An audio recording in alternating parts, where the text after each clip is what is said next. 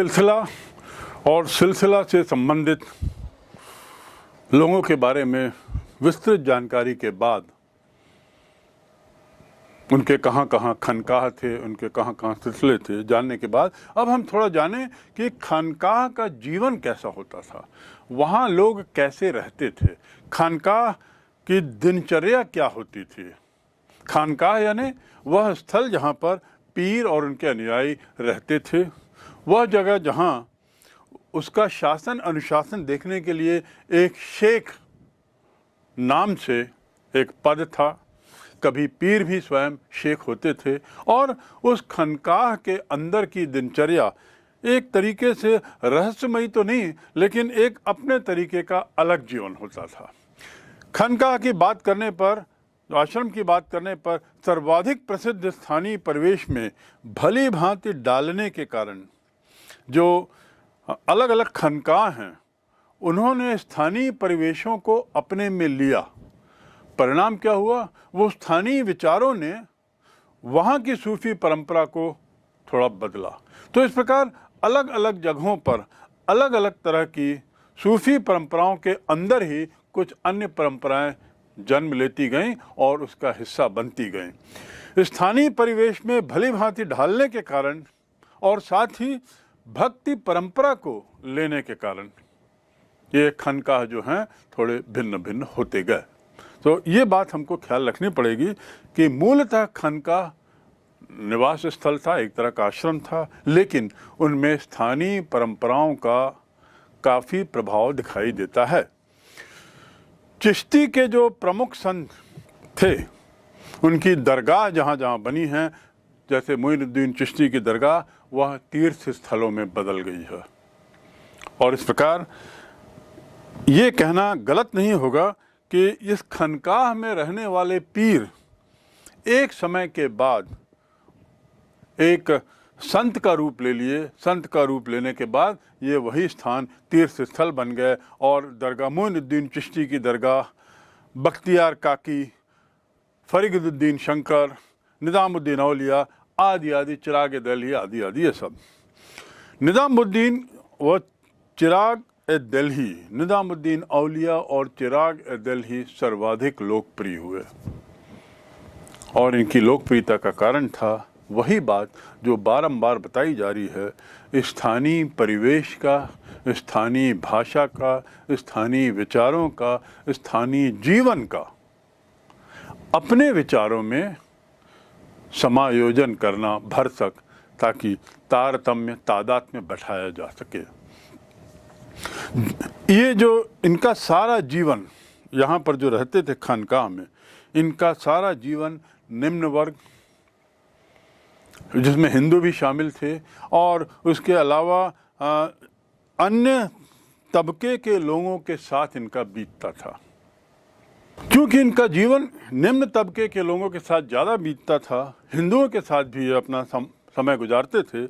इनकी भाषा अधिकतर हिंदी या एक तरीके से हिंदवी जिसको कह सकते हैं, वह इनकी भाषा होती थी और इससे ये श्रोताओं को प्रभावित करने के लिए गायन का जरिया अपनाते थे। और गायन किसका? छंदों का। छंद बनाते थे, हिंदी छंदों का अनुवाद करते थे और उसके बाद उसका गायन करते थे। ये उनकी एक तरीके श्रद्धा या उपासना का एक तरीका होता था। पंजाब में बाबा फरीद बहुत प्रसिद्ध सूफी संत हुए हैं। बाबा फरीद ने तो पंजाबी में छंद लिखे और उसका गायन करके वहाँ पर उन्होंने सूफी विचारों का प्रचार प्रसार किया। चिश्ती खानकाह में जो जीवन था, ये इतने खानकाहों में जो सामान्य बातें थी वो बताने के बाद, वो जानने के बाद हम थोड़ा आए चिश्ती खानकाह की ओर, जिसके संस्थापक थे मोइनुद्दीन चिश्ती। उनके बारे में यदि जाने तो इनका जो खानकाह था वो यमुना नदी के किनारे दिल्ली के पास बना हुआ था। इसमें छोटे छोटे कमरे थे और बीच में एक विशाल हॉल होता था।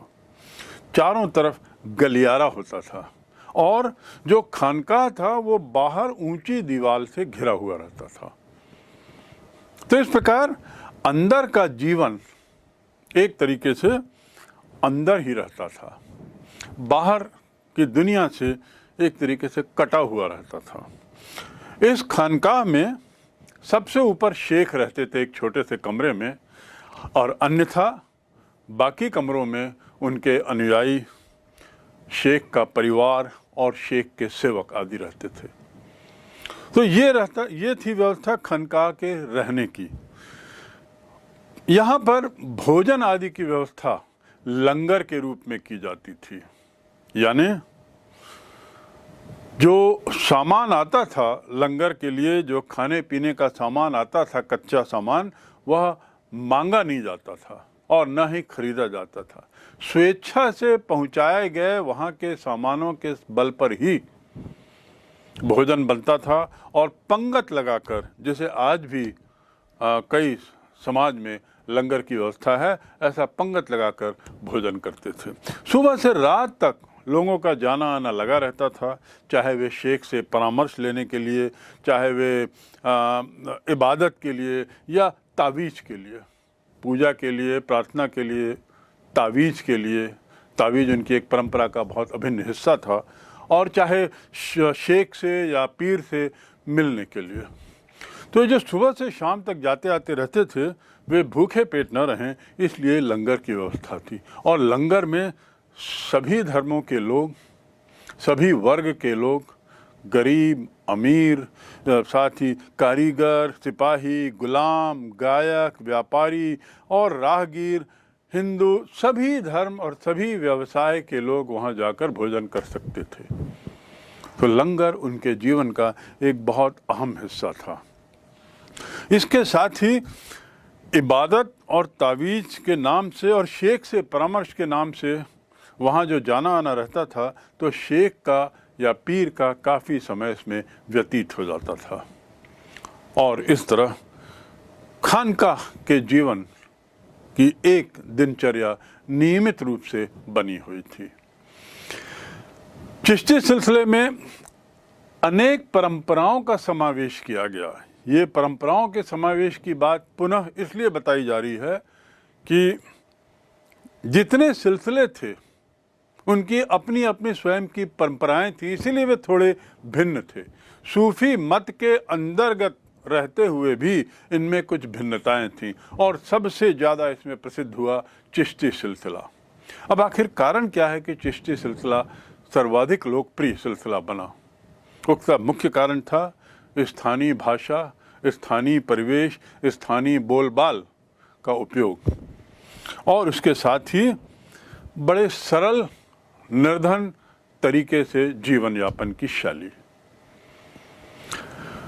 शेख के सामने झुकना ये उनकी प्रथाओं में था।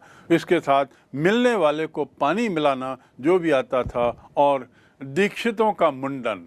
जो लोग सूफी मत के अनुयायी बनते थे वे दीक्षित कहलाते। दीक्षा जिनको मिलती है, तो जिनको दीक्षा दी जाती थी उनका मुंडन करने का कार्य, आने वालों लोगों को पानी देने का कार्य, और साथ में शेख के सामने एक इज्जत के अनुसार झुकना, ये यौगिक व्यायाम, ये कुछ ऐसी परंपराएं थीं जो स्थानीय परंपराओं से ली गई थीं, और इसका परिपालन अच्छे तरीके से वहाँ होता था। औलिया ने अनेक,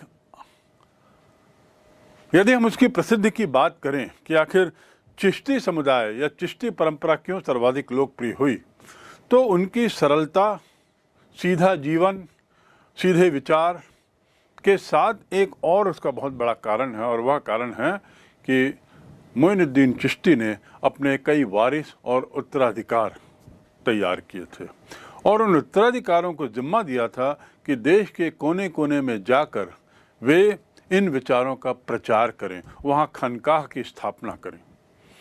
इसी का परिणाम था कि उनके विचार, व्यवहार, उपदेश और शेख के स्वयं की प्रसिद्धि पूरे देश में फैली।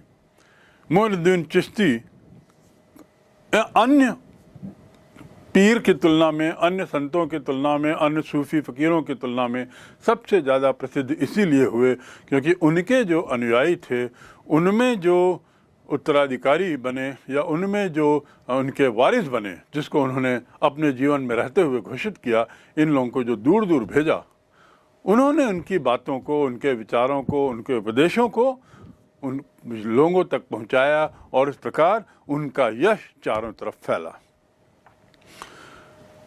इसीलिए शेख मोइनुद्दीन चिश्ती की दरगाह अत्यधिक प्रसिद्ध है और उनके पूर्वज की दरगाहें भी जहाँ जहाँ स्थित हैं वे बहुत प्रसिद्ध हुई और तीर्थ स्थलों में सूफी संतों के और इस धर्म के बाहर हिंदुओं और मुसलमानों के तीर्थ स्थल के रूप में ये परिवर्तित हो गई। चिश्ती इस्लाम, सूफी और सूफियों की उपासना, उनके रहने का तरीका, उनका जीवन यापन, जीवन दर्शन आदि पर जानने के बाद अब हम थोड़ा उनके उपासना के तरीकों पर जाएं कि आखिर चिश्ती लोग, चिश्ती सिलसिला के लोग जो भारत में सबसे ज़्यादा प्रसिद्ध था, प्रचलित था, उसके लोगों की उपासना की शैली कैसी थी। और उससे मालूम पड़ता है अध्ययन से कि मूल रूप से जो इस्लामिक संसार था वहाँ पर ज़ियारत का बहुत प्रचलन था। ज़ियारत एक तरह की उपासना का, एक तरह की श्रद्धा का, एक तरह के समर्पण का तरीका कहा जाए। तो ज़ियारत को की जो प्रथा थी वो पांचों संतों में जो सर्वप्रसिद्ध थे भारत में उनमें लागू होती थी। और उन वे संत थे, जैसे सबसे पहले हम बात करें तो बख्तियार काकी, शेख निज़ामुद्दीन औलिया, शेख नासिरुद्दीन चिराग दिल्ही। तो इस प्रकार ये जो ज़ियारत का उद्देश्य होता था संत का आशीर्वाद पाना, और इस आशीर्वाद की अपेक्षा में जो तीर्थयात्री थे या जो अनुयायी थे वे वहाँ जाकर ज़ियारत करते थे। ज़ियारत में आध्यात्मिक आशीर्वाद तो मिलता ही था, उसके साथ ही साथ ये कल्पना भी होती थी कि कुछ आभार भी व्यक्त किया जाता था। 7वीं शताब्दी से 14वीं शताब्दी तक ऐसा देखा जाता है कि ये जो 5 संत थे इनका काफ़ी ज़्यादा इनके लिए ज़ियारत की प्रथा बढ़ने लगी थी। दरगाहों में लोग जाकर ज़ियारत करते थे और अपना परम सौभाग्य मानते थे यदि इन्होंने इन सभी संतों की दरगाहों पर ज़ियारत की हो तो। एक तरीके से ये स्थान जो हैं, ये दरगाह जो थी, वे तीर्थ स्थल बन चुके थे। दरगाहों की ज़ियारत करना ख्वाजा मोइनुद्दीन चिश्ती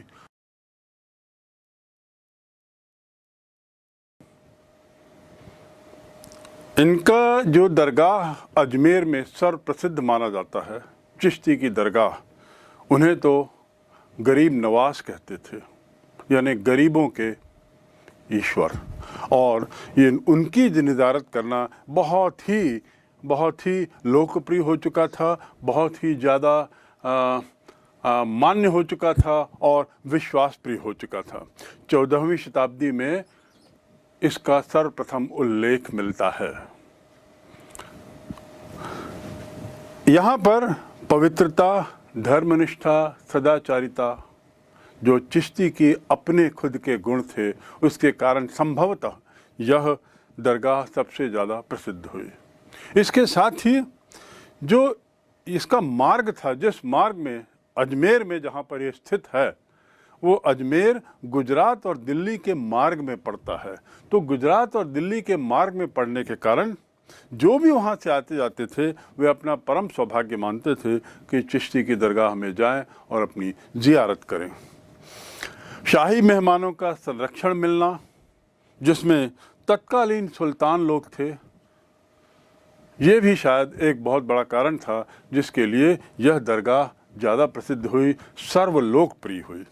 मोहम्मद बिन तुगलक पहला सुल्तान था जो यहाँ गया। 1324 से 1351 का काल मोहम्मद बिन तुगलक का है, जो तुगलक वंश का दूसरा राजा था। और ऐसा माना जाता है कि वह पहला सुल्तान था वहाँ जाने वाला। 15वीं शताब्दी में मालवा के सुल्तान गयासुद्दीन खलजी वो वहाँ पहुँचे थे और उन्होंने ज़ियारत की थी। 15वीं शताब्दी में तत्कालीन मालवा के सुल्तान गयासुद्दीन खलजी, उसने, ऐसा माना जाता है कि उसने वहाँ पहली इमारत की नींव रखी और पहला भवन बनवाया। और यहीं से शुरुआत हुई चिश्ती के दरगाह का विकास, विस्तारीकरण। जैसा मैंने बताया, गुजरात और दिल्ली के मार्ग में स्थित होने का फ़ायदा भी अजमेर के दरगाह को मिला। और जो भी वहाँ जाते आते थे उस मार्ग में, जो बहुत महत्वपूर्ण व्यापारिक मार्ग था, वे लोग सुनिश्चित करते थे कि वे दरगाह जाकर जियारत करें और उनका, चिश्ती जी का आध्यात्मिक आशीर्वाद लें। 16वीं शताब्दी आते आते यह दरगाह देश में सभी तरफ बहुत प्रसिद्ध हो गई, बहुत लोकप्रिय हो गई। और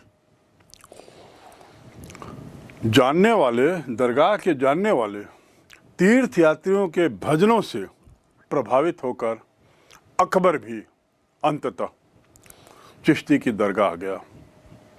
मैं दोहरा दूं, दरगाह के बारे में जानने वाले और वहाँ भजन करने वालों के भजनों से प्रभावित होकर अकबर भी वहाँ जाने से अपने को नहीं रोक सका। और उसके बाद तो अकबर के द्वारा वहाँ बारंबार जाना हुआ, कई बार तो एक ही वर्ष में 2-3 बार। और इसके जाने के कारण अलग अलग होते थे। कभी अपनी विजय, किसी युद्ध विजय की तमन्ना के लिए, कभी पुत्र की प्राप्ति की खुशी में, और कभी कभी उनका आशीर्वाद लेने के लिए भी, आभार करने के लिए भी, संकल्प पूर्ति के लिए भी।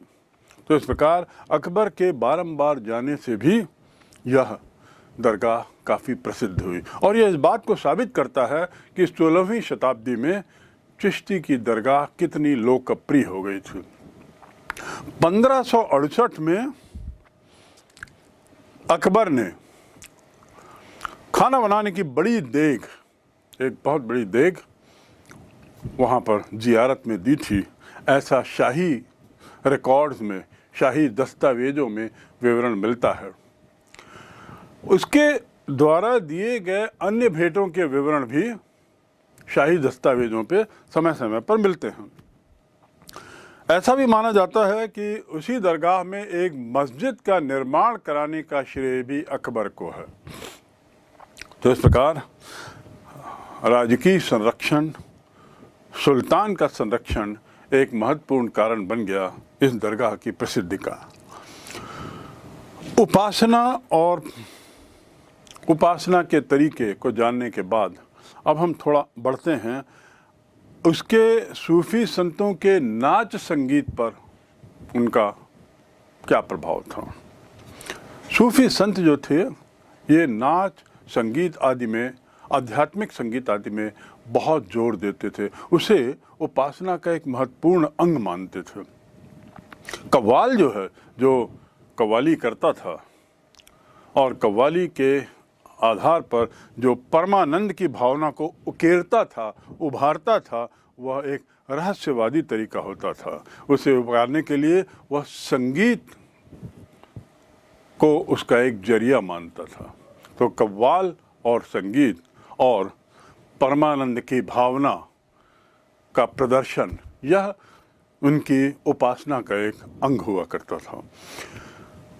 जिक्र यानी ईश्वर का नाम जाप, जिक्र यानी ईश्वर का नाम जाप, और उसके साथ ही शर्मा यानी श्रवण द्वारा उपासना, कान से सुनकर पूजा करना, ये तत्कालीन उपासना के तरीके थे। नाम जाप और श्रवण, जिक्र और क्षमा सूफी उपासना के महत्वपूर्ण अंग माने गए। और आध्यात्मिक संगीत जो एक अलग तरह का हुआ करता था, इसकी परिपाटी में वहाँ की सूफी परंपरा की उपासना समय के साथ साथ बढ़ती गई। ये जो आध्यात्मिक संगीत की जो महफिलें होती थीं, जो समा बनता था, ऐसा लगता है कि शायद यह तत्कालीन भक्ति प्रभाव का ही असर था, जिसमें समा और आध्यात्मिक संगीत का पुट था, सूफी परिपाटी में वह ढल चुका था और उनकी एक परंपरा बन चुका था।